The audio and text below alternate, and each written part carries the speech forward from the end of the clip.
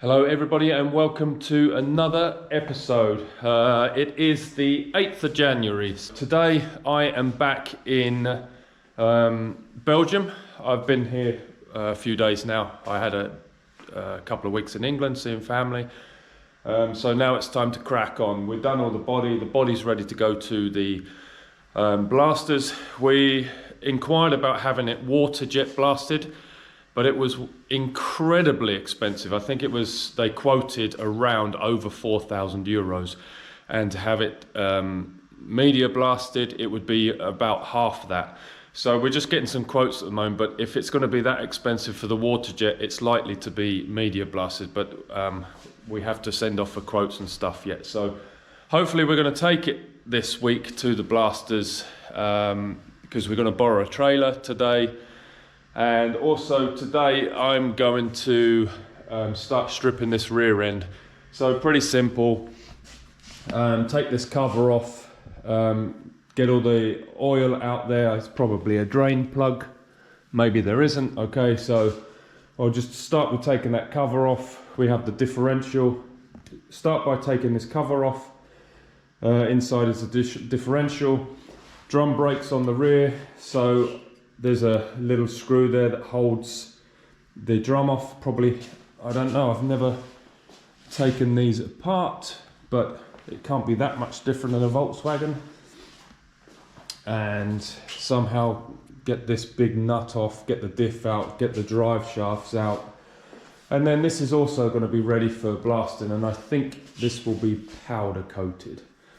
Right, as ever, a good place to start is spraying every nut and bolt that you can find with WD-40. I think I actually went over, this doesn't even work. There we go. I think I went over them all before I went away for Christmas, but let's give them another squirt, let it soak in a little bit, and hopefully there won't be too much trouble taking this apart. Okay, so I got myself a little tub so I can put all the nuts and bolts in. They're just the wheel nuts I've taken off, but I'm going to start by taking off the brake line. So let's get that out of the way, and then we're going to drop this cover off and get all the oil out. Okay, so I just removed the brake lines. Quite simple to get off, but these often round off if you don't have the right spanner. But with a little tap of the hammer and persuasion with the mole grips, I got them off. And now I have the strip tray. I'm going to take this cover off and drain the oil. So let's go.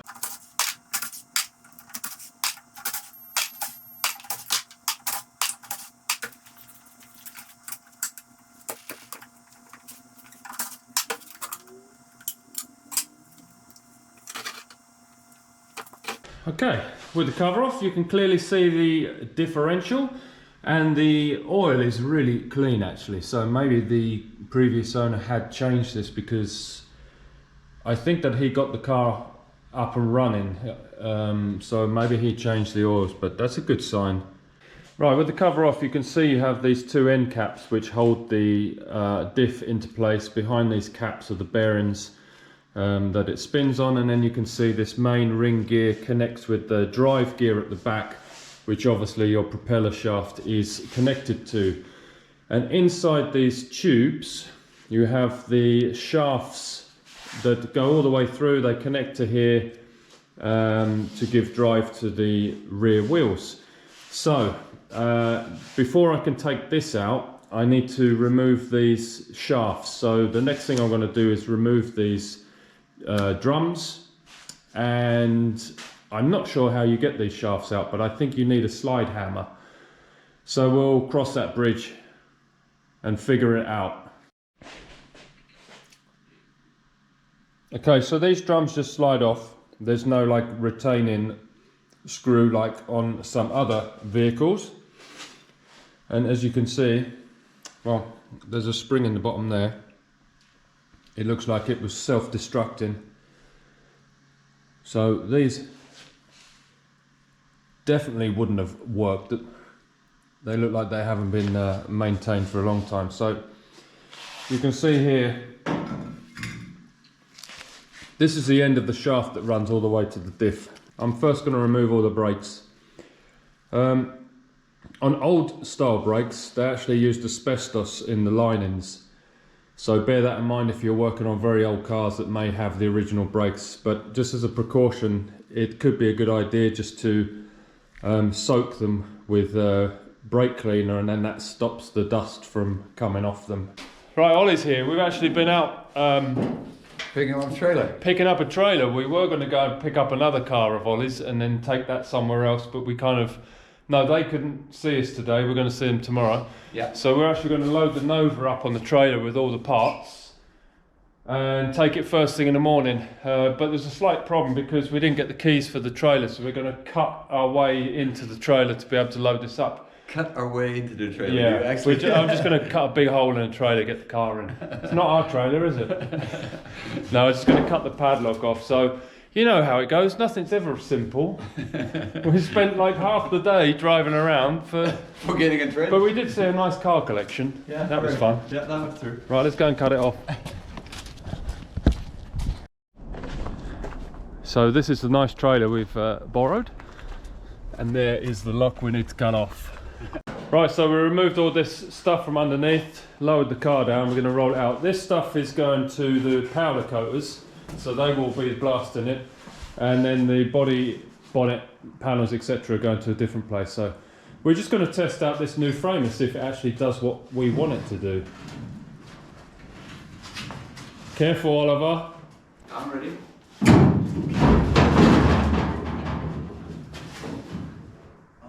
Yeah, that didn't really go to plan. There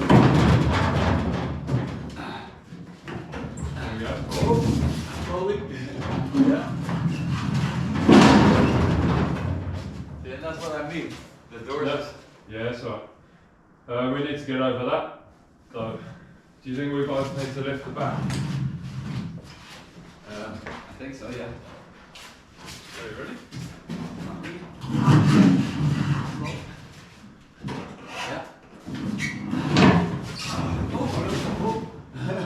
Now the front one. Yeah, look at that. The front is almost falling off. What? Can you hold this? Well, you go to the front and just make sure it doesn't fall off. Oh, okay. Now I see. Yeah. You ready? Yeah. Go. Yeah. Slow. Yeah. Yeah. Okay, should we both lift the front?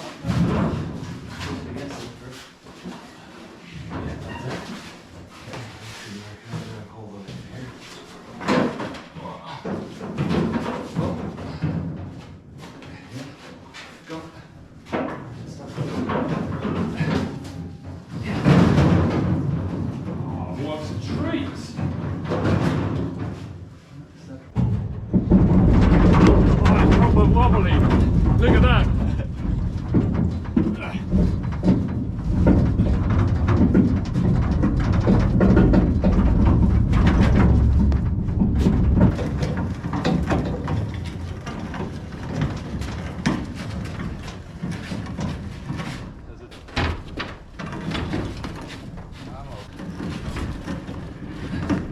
Help me. There's a dent in there too. Where?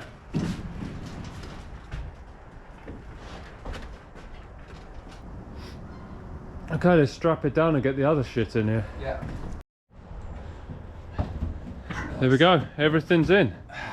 Just throw a strap over, load it up, or shut the door. So we're going to make an early start in the morning. I'm going to carry on with the rear end now because it must be before 4 because it's still light. And then we're going to leave hopefully about 7 in the morning, so that probably means 9 o'clock. Hey, shut up. And take it to the blasters. Tell us what you do with your straps, Ollie. I clean them up, roll them up, and then I put them in the bag. So when you're looking for them and need them, then they're not in a knot, and then it saves you time, and time is money. See, nicely rolled up. Or what I do is I just throw them all in a bag. Yeah. And then you're wasting time. Right, with the trailer now loaded up, I'm back in the workshop and just investigating how to get this thing apart. I had a quick look in the manual, and this is actually slightly different to the one in the manual, so I'm wondering if this has had an upgraded diff. I'm not sure if it's actually a limited slip diff, because it has this spring arrangement on here.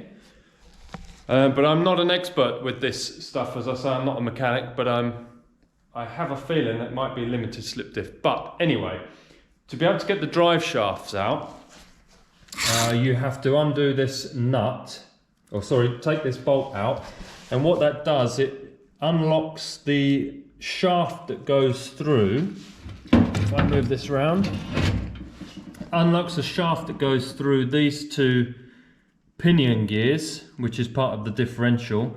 So you can remove the shaft, and then what that allows you to do is get these little retaining C-clips out, which hold the ends of the drive shafts in. So once I go get those clips out, you should be able to just pull this out. Now, I have the puller that Ollie already had made up, I think, for a Corvette, and it fits the pattern on this big slide hammer. But I have a feeling that once that is released, you shouldn't have to pull it out with too much force. But we'll see. So let's get this shaft out, and I would think once I get this pinion shaft out, then this spring arrangement thing will come out with it. So let's give it a go.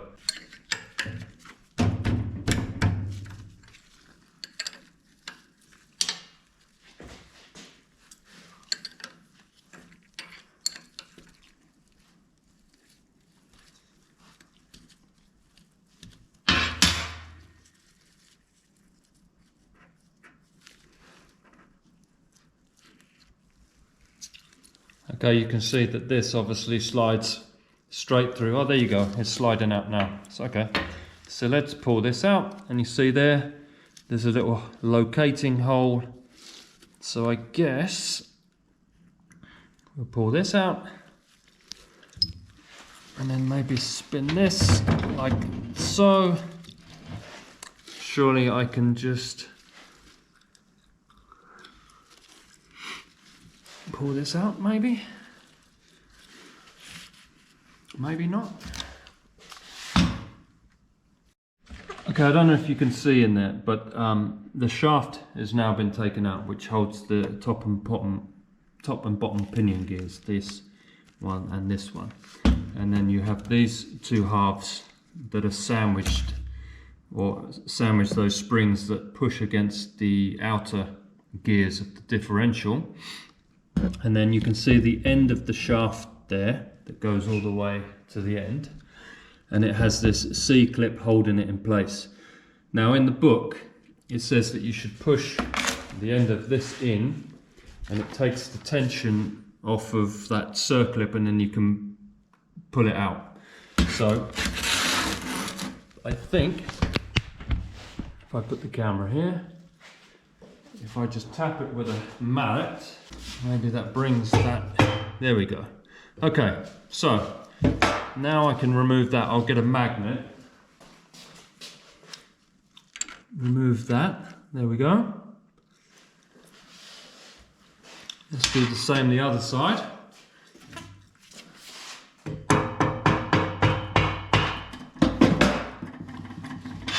Again with the magnet. It's that side out. So then hopefully I should, without this puller, yeah, see, that just comes out easily like that. So what I'll do is, before I take this out, I'm actually going to mark it with a paint pen, left and right, just so we know when this goes back together where each one goes. And I'll put that pinion shaft back in now, just to hold everything in place before I take the whole diff out.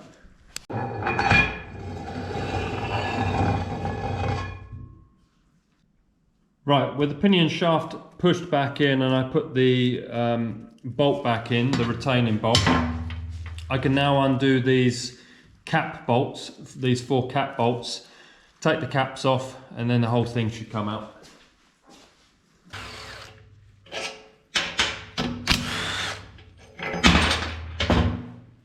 So there's one cap, which just holds the bearing in place.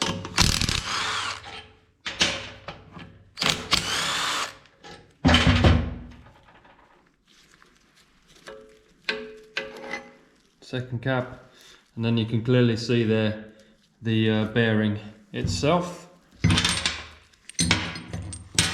So now I think this should come out. Maybe a little persuasion, those bearings are probably seated in there quite snugly. Okay, so I didn't find anything in the manual, but I just gave this a really gentle little pry so as not to damage the case, and it just started to move quite easily. So it just needs a little bit of persuasion each side to come out. There we go.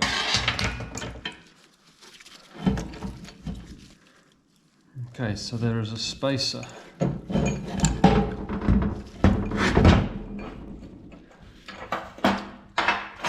Each side.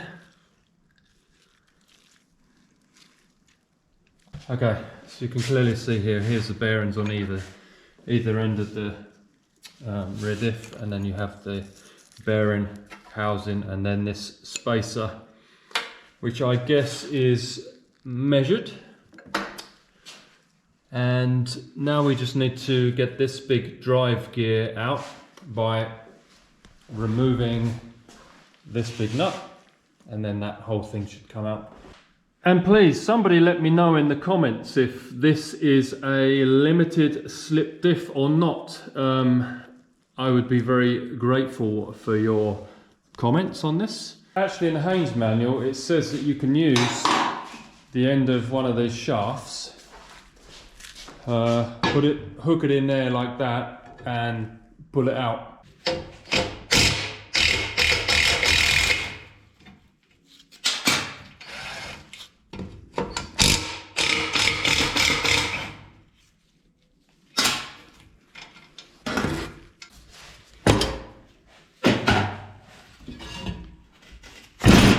The final thing to remove is this nut here, which holds in the drive gear. And the way I probably would do it is get a really big adjustable spanner and put over here, and then undo the nut with a breaker bar. But I don't have here a adjustable spanner big enough to go over that. So because now this weighs a lot less, I'm thinking I might try and grab it in the vise, kind of manhandle it into the vise somehow, and then hopefully I can get the breaker bar in there and undo it. Okay, it says in the manual that before you loosen this nut, you should count how many threads are visible and plus make a reference mark, so when you put it back together again, you can torque it to the same as before you loosened it. As long as I can get this like cracked open, I can then put it back on the table and get the gun on there and take it off. Right, we have to call out the big boys' toys here. I actually got this toolbox from one of my uncles. He didn't need it after he retired, and it comes in super handy. There's lots of stuff in here. I actually have 3 uncles that donate their tools to me, so that's just perfect. But I need to get them all together because there's some in Finland, some here, some in England, which makes it a bit of a pain having tools everywhere, but I will reunite them one day. So thanks, Uncle. It's going to do its job. But look at this big thick bar. I don't know what he was wrenching on with this, look. Maybe it's just all muscle. Okay, so that worked perfectly. It's loose now. I put it back on the table. Just had a little bit of a persuasion for an extra bar on the end of this, give it some more leverage, and it popped over really nicely. Right, so next day I'm back on the axle. I'm just using this handy tool to remove the bearings from inside the tubes. So this bearing puller, you basically wind this in and these flares come out which grab on the inside of the bearing, and then these feet go against the mount here for the drum brake, and then you start tightening this up and it basically just pulls it out. For this part I need a different type of puller. Usually you use one that is in 2 halves and it grabs around either side. They're like 2 C's, and then you tighten 2 bolts and it pulls them together and pulls this off, but I don't have one here, so I'm going to have to figure out a way. I have these 3-legged pullers, but obviously because this is not ideal shape for a 3-legged puller, these are ideally for round bearings, etc. I'm going to have to devise a way to make it work. This one's actually loose, look. I did that with my hands and it fell out. Well, it worked well on the other side. The other side was really tight, or tighter, so I don't know why that just fell out, but you get the idea how the tool works.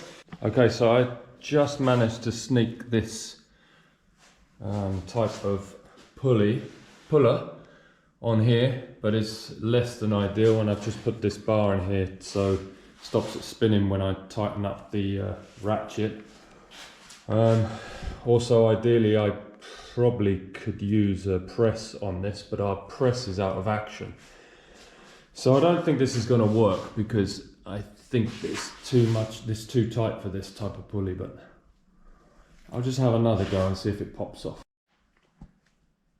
Okay, so it started to come off. As you can see, it's actually lifted quite a lot. Now I can put the legs underneath this. It's like a dust cover, but it looks like quite solid place underneath that. So I think this last little bit should come off fairly easily.